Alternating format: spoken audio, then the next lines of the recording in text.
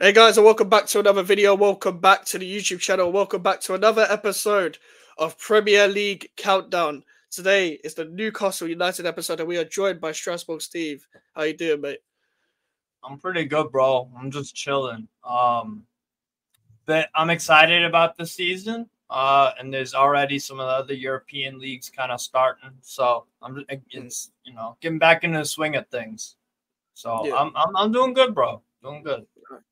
Good to know. Basically, guys, make sure to like the video. Make sure to subscribe if you're new. We're under 50 subscribers away from the big 500, the one we targeted before, well, right at the start of the year. And the social medias are GVO Mikes on Twitter, Instagram, and TikTok. And make sure to subscribe to Steve's channel. The link is in the title and description. Basically, Steve, Newcastle obviously could have been in the Conference League this season, or was it Europa League? I can't remember. I think it was Conference. Yeah, could have been in the Conference League if it wasn't for the scummy Man United winning the FA Cup. But you got one game a week, and you haven't actually made that too many signings. But you're looking to sign Mark Gay. You made the Lloyd Kelly signing. I was needed centre back depth. What have you made of the transfer window so far from a Newcastle perspective? Just hella underwhelming, especially when we look at the competition, the teams in and around where we're looking to finish. You guys have had an outstanding window. Yeah. Villa spent a lot of money, and they've gotten in some really, really promising players. Again, just added quality, even though they lost Douglas Luiz. Man United not really doing too much, but like two good signings that I do really like. Chelsea just, apparently like 20 minutes ago or something, maybe a little longer. They're gonna sign Neto. They've already got a stacked squad, new manager. Maybe it goes well, maybe not so much. Spurs, not too worried about, but like still, maybe they finished above us last year, so we haven't done anything to strengthen. They haven't either. Underwhelming, bro. Really underwhelming. I'm glad that none of the big hitters like an Isak or a Bruno Guimaraes or a Gordon is left, but that logic at the same time though doesn't work with me, because it's like I don't want to be sold on like, oh well, this is the equivalent of a signing. We kept someone. No. That's not how it works. You need to add to what you have. These players that everyone wants, Isak and Bruno G and Anthony Gordon with link with Liverpool, like those guys aren't going to stick around forever and ever if we don't add quality to it where we need it. What does this say right down here, bro? Sign a right winger. We need a right winger, and we haven't. Looking to sign Gay, I really like that potential signing. Hasn't happened yet. If that goes through, then cool. Maybe I'll change my mind. But it's the right wing, bro, where we have not addressed. I like Jacob Murphy as a backup right winger. He's been scoring goals, and it seems like he gets a little bit better each season. I think he's a solid backup winger. Almiron, however, is garbage. That's where we need it. That is the clear weak point of the team. So I'm underwhelmed, bro. Overall with Newcastle so far in the window. Underwhelmed. Yeah. That makes sense. Obviously, you were nearly free of Miguel Almiron in like January, and it was close to a Saudi move and all that. And it's always close with Saudi move, bro. Yeah. This happens at least once a month. Once a month, like a woman's time of the month. Almiron's linked with the Saudi club. Then nothing happens. Then there's the rumor the next month and the next month, and it never happens.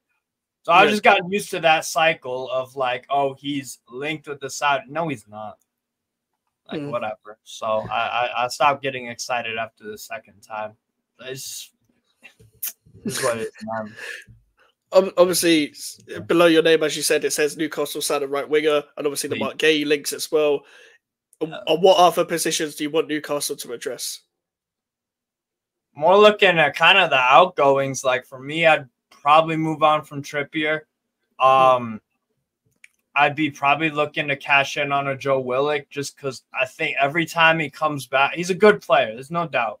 And there is a role in the team. He can't stay fit, though. And this has been the conversation for about 2 or 3 years now, where it's like, oh, when Willock is back from injury, that's a big plus to the squad. But then when he comes back, it's like he gets progressively less and less and less effective. He looks a lesser player each time, and that's concerning because it's like that. It's a depreciating asset or a player on the decline. It looks like, but like we keep so the outgoings are important too. But like for incomings, with goalkeeper, I mean, I'm fine with Nick Pope. That's solid, dependable. He'll rack up clean sheets, make big saves. Not the best on the ball, but not really about that when the way Eddie Howe tries to play. We usually just go along with Nick Pope anyways. So it's like we don't really get caught out with tons of mistakes like an Onana, for example, where it's like you're compromising kind of his strengths, putting him in tough spots. He makes mistake after mistake after mistake. Like Pope don't make many mistakes like that. So the goalkeeper position, that's fine. Right back, big believer, big fan of Tino Livramento. And if we keep Trippier, that's fine too. At center half, Botman is a complete unknown in terms of, well, what does he look like when he comes back from the knee injury or the ACL, whatever the technical term is. He was injured a lot of last season. It was no coincidence that our defense was also conceding a hell of a lot of goals without him in there and without Nick Pope and, you know, just injuries in general. So at center back, fine. That looking to strengthen there, which is cool because having a solid defense is always, you know, a positive. So, so center half, if we sign a Gehi, I'm cool with that. Lloyd Kelly, Cher, Botman, that's a pretty damn good four. I like that. Left back, I'm fine with what's it called? Lewis Hall there. No more Dan Burn left back though. No more. And I think Eddie Howe recognizes that too, because the stretch towards last season when Burn was out, Lewis Hall finally got his chance. And then in the preseason, Lewis Hall has been the mainstay left back. So I think he realized that Dan Burn at left back isn't the move anymore. He has Lewis Hall. He can attack. Great chemistry with Gordon. So keep it there. So left back, if we bring in someone, that's cool because we have Matt Target as a backup to that and Jamal Lewis are both bums. So like left back, I'm fine if we don't buy anyone. Midfield, again, I'm pretty cool with overall. Tonali's back from the ban after I think he can return on match day 3 when we host Spurs. It's very Spursy of them for Tonali's return. Joe Ellington is staying. Bruno Guimaraes is staying. Lewis Miley had an injury towards the end of last season, but he's a super promising player. Fan of his. Willock, again, issues, but like we have covered. Longstaff needs to be sold. He's awful. He gets worse and worse and worse. He's just terrible. So like again, midfield, I can live with no signings there. I can live with that. That's fine by me. But then the right wing and so left wing, we don't even need to talk about Gordon and Barnes. That's a perfectly fine too. Barnes a bit injury prone, had the toe injury last year, kept him out a lot. But I think he'll produce if he can stay just that little bit more fit. And Gordon, if we keep him, fine. Striker, we're fine. Right wing, bro. Right wing. We need to sell Almiron and Bryant, bring in a quality right winger. It's as simple as that. That is the area of concern for me. Have you even been linked with any right wingers? Not really, bro. That's not really. And this is the problem. This is where Eddie Howe, I just said a few minutes ago about Dan Burn. He's loyal to him, but I think he finally recognizes Lewis Hall at left back is the move. Now I need him to do that with Almiron on the right. But the problem is that Jacob Murphy is performing, and I'm cool with that. But again, as a backup, I'm cool with Murphy being the backup winger. I need to bring in someone like a Neto, that's going to Chelsea, or what you guys have on the wing, or what Villa have on the wing. Brighton.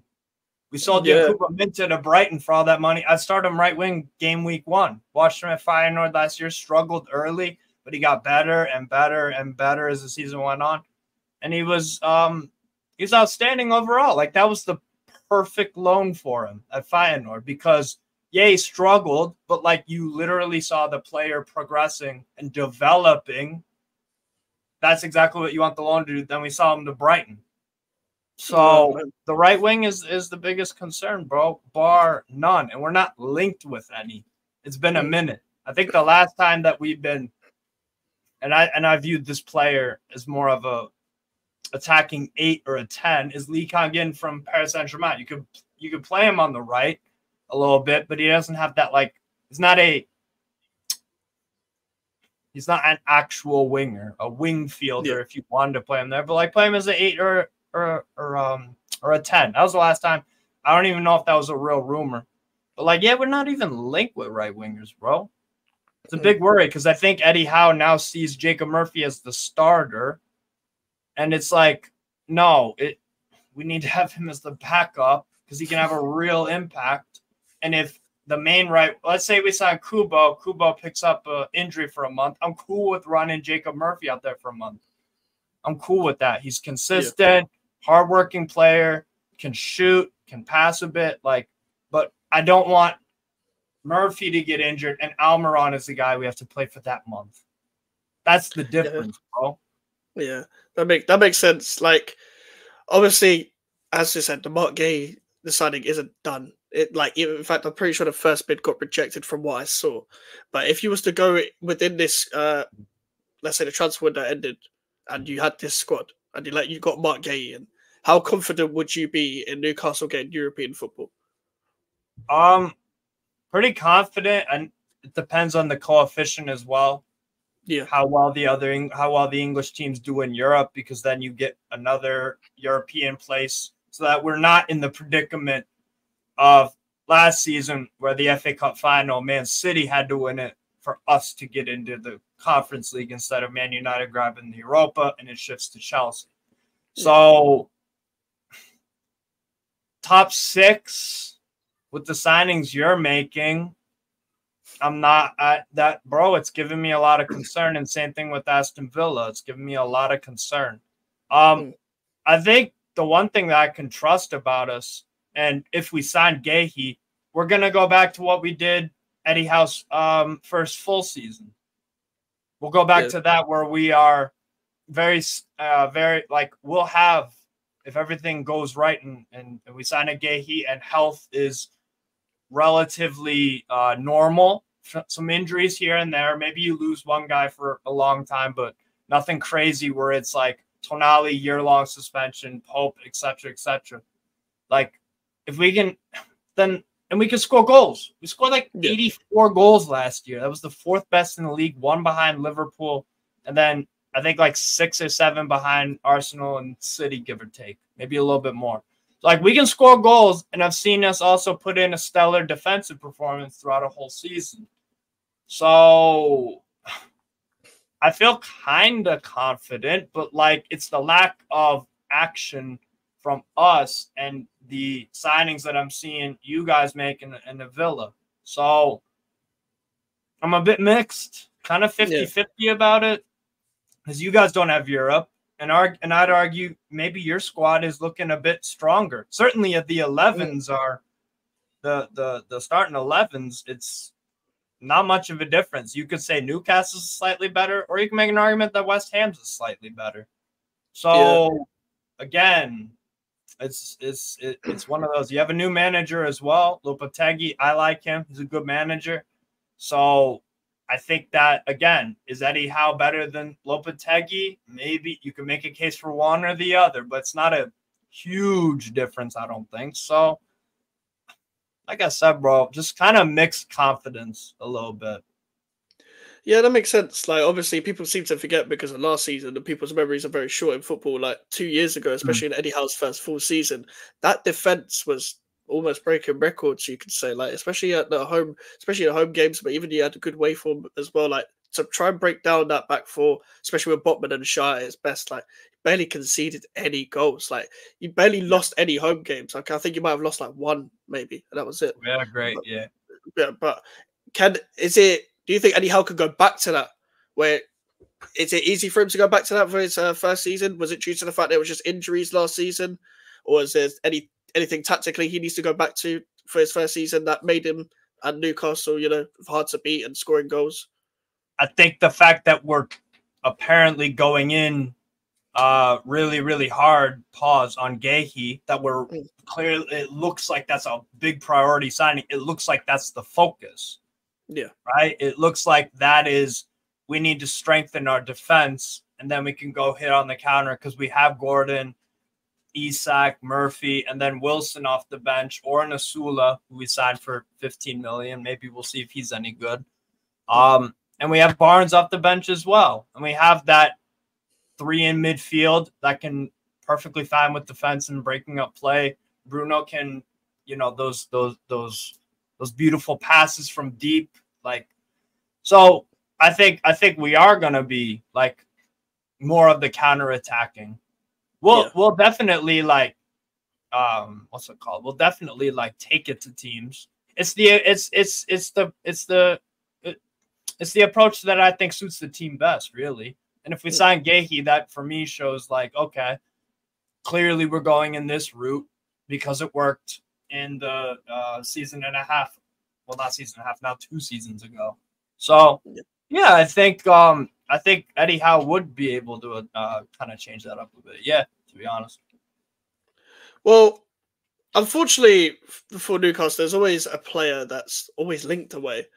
And this summer transfer window, it's been mainly the talk of Anthony Gordon to Liverpool. I don't think it's going to happen, but beginning of the summer was Bruno as well. So yeah. With Anthony Gordon, he obviously impressed last season. He's gone up a level pretty much every season that way he's had like a full season to play football. One, do you think he's going to stay at Newcastle? And 2, do you think he could go to another level if he does stay? Yeah, and I think he will stay this summer. Next summer might be a bit tricky. If you're the ownership at Newcastle United, and from talking with a lot of Man City fans, they say that the Middle Eastern owners, they don't like to lose. They don't like to sell their best players. They don't like it would be like a sign of weakness, you could say, if we sold one of our best players to a competitor. It would be a huge sign of weakness and a question of, why are you here, you know, injecting all this money in and stuff. So for me, I don't think you can make that. I don't think you can make that move unless you've got something crazy up your sleeve. If you're bringing in a Kubo and someone else, because I'm already like pissed off that we sold Yankuba Minte. I'm already pissed off about that. And if we sold Gordon, I mean, time's ticking on the transfer window. It'll be September 1st very soon. It happens really quick, bro. It's the 9th right now. Got like 22 days till the end of the month. 22 days to find an Anthony Gordon for the price. It's gonna be a bit tricky. I trust that Paul Mitchell, like the Paul Mitchell, like that's been the best part about this offseason. That's been our best acquisition for sure, because I think he's very good at his job. Very good sporting director. He'll find talent. Osula could be one of those where it's like, okay, yeah, he's 0 goals in 21 games for Sheffield United last year, but he sees something in him, and I guess Eddie Howe does too. So maybe that's a really good sign. But like, if we sold the Gordon, we got to replace him because Barnes has the injury problems. He had him at Leicester. So I don't think I don't think we're in a position from a not pissing off our fan base perspective that you can do that. You could sell a Gordon to Liverpool unless it's silly money. And for me, 75 million when we bought him for about 45, 50-ish, it's not enough of a, oh wow, they offered us 100 mil, 110, 115, whatever. If it's that much, then fine, because then we can go out and be, let's do something crazy. Let's offer Real Madrid 120 for Rodrigo. Let's offer 70 for Kubo. Let's offer. No, your mic has gone off. Jesus, my bad, bro. I don't know what happened there. But yeah, you're spending money on Gordon and spending money on like Rodrigo, Kubo, etc. Like if we so that's they would have to make a move of some of that sort of magnitude for me to be like, okay, we let go of Anthony Gordon for this reason. Yeah. So I don't think I think he stays. I think he stays, to be honest. Maybe next summer though. Yeah, that makes a lot more sense. I heard he's on. Well, he was only signed for like a 3.5 year deal or something like that.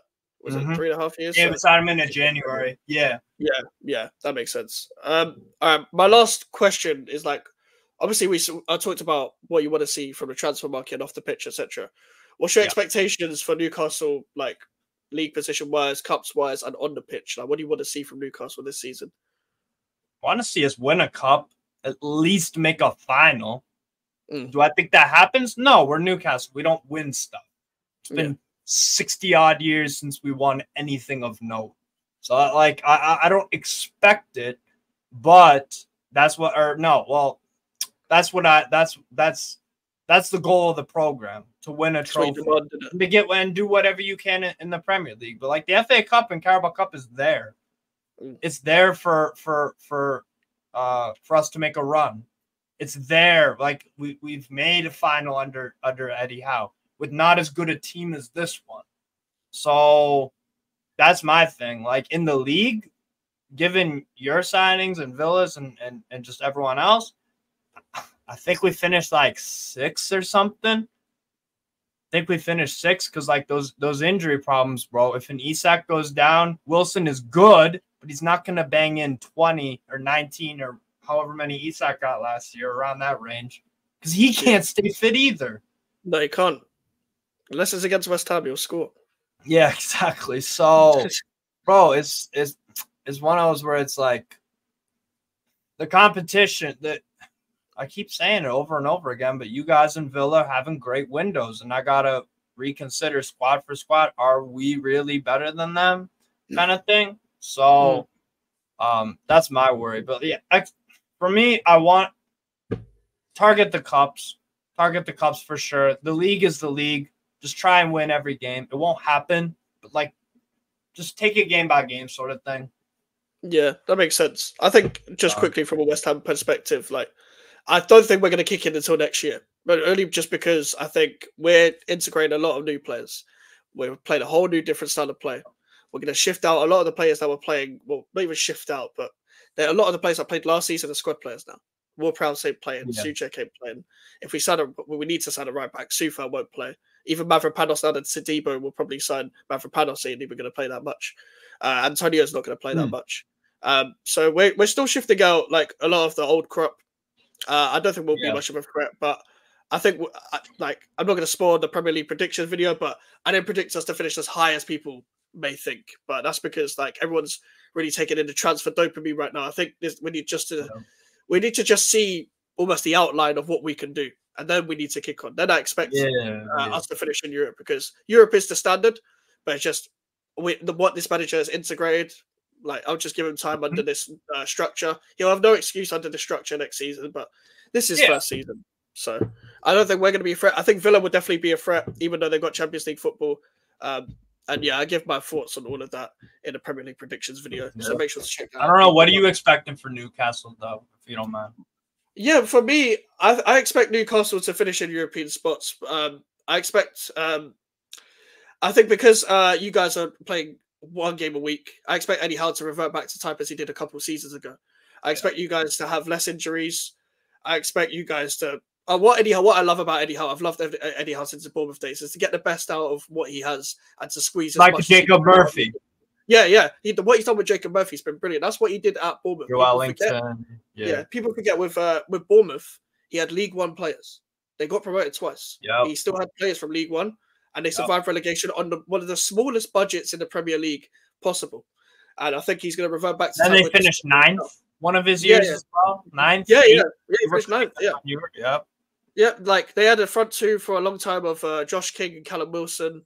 Ryan Fraser came in. They had Charlie Daniels, all these like Simon Francis at right back. Like these players are Steve Cook, bro. Yeah. Steve Cook. Like look at these players. Look at the squad he had. Like with a higher level caliber squad, I think you guys will be fine. I think you guys are going to get Europe again. I think people are going to be surprised at the drop off of certain Big Six teams. Again, I'm not going to spoil my predictions, but certain Big Six teams that will fall off. And I think Newcastle and Aston Villa especially will take on the opportunities of those, especially with Newcastle playing one game a week. Playing Lewis Hall. I'm so glad you said that Lewis Hall was going to play more games than Dan Burn this season. I am, even as a neutral, sick of seeing Dan Burn at left back over Lewis Hall. I think Lewis Hall is very talented. And I just think Dan Burn, come on, man. You did well in your first center back is fine. Left center back is fine for him. It makes complete sense. But it's like Lewis Hall, again, it adds that he's got stuff to learn defensively, some good. He is a good tackler. He is tenacious, but he's just got to learn some positioning stuff. Yeah, but I think that can improve, like attacking wise. Lewis Hall, he could shoot, definitely pass. He can pick up the ball, dribble. Him and Anthony, like I said, Anthony, and that's why I love so much by Anthony Gordon, because when Livramento had to step in at left back, they had that natural chemistry too. Gordon's one of those players where it seems like if you give him an attacking fullback, if you give him other players that are capable around him on a high level, he gets chemistry with them quick. Barnes and Gordon have played a handful of games with each other. They've got some decent chemistry, even though they're on opposite wings. And Isak and all these guys. So that's what I love about that's what I love about Gordon. That's what I really love about Gordon. And Lewis Hall is the perfect complementary fullback to that. So I completely agree with you. I think going to be one of the players to watch this season, in my opinion. Lewis Hall. I thought Chelsea were mad to let him go, but at the end of the day, Chelsea sell well. They make profit of these players. It ends up being a good move for Lewis Hall from his perspective, his career, especially. Eddie Howe is very good at working with young players, in my opinion, as well. So I think Newcastle will be fine. I think Eddie Howe's level, everyone talks about Eddie Howe's level. I think his maximum level is probably a top 4. Yes, if you guys want to generally go for titles eventually, you will have to let him go if you're in a place where you can do that. But for now, I think Eddie Howe is the right man, in my opinion. But at the end of the day, if we'll see, he has no excuse for next season. He's got one game a week. He's got a decent squad in his hands. He's got the best out of it before. Unless you can see that it's blatantly certain players that are going stale, he's got no excuses. But that is my general opinion, and that has been another episode of Premier League Countdown. Make sure to subscribe to Strasbourg Steve. The link is in the title and the description. Steve, what have you got coming up, as this video is going out on 8 p.m. on Friday? Yeah, bro. So I've got what's it called? I got a watch along today, Genoa versus Reggiana, and then Saturday, Sunday, I'll just be doing other watch alongs from around Europe, or even maybe some South American football, Northern American. So I'll just be doing my thing really with the watch alongs. So yeah, if y'all are interested, if y'all want to learn more about these players from outside of the Prem in particular, would love to have any of y'all visit and chat. So yeah. But big up, bro. Thank you for inviting me as well. Thank you. No problem, man. No problem, man. Thank you for coming on. Obviously, guys, as you're seeing this in 2 hours' time, I will be doing the stream on the whole Todibo situation as well. So come check out the stream at 10:30. Obviously, the whole Here We Go dropped as well, and we'll be talking about Todibo, and hopefully, maybe not the contract signed, but he would have done the second part of his medical by then, and the contract will probably be signed tomorrow. And then hopefully he's announced at the Betway Cup game, which I will be at tomorrow, even though a lot of fans aren't going due to other reasons, but I will be there. I will still be there. So I will have the stream at 10:30 p.m. And yeah, everyone knows the schedule already regarding everything else. So make sure to like the video and make sure to subscribe if you are new. The social medias are in the description if you want to follow me. And the email for the inquiries. Well, the road to 500 subscribers, we're under 50 away. So let's make that happen quick. We could hit it pretty much in August. And that was the goal before the end of the year. It's amazing. Big up to everyone. And I'll see you guys later. Goodbye.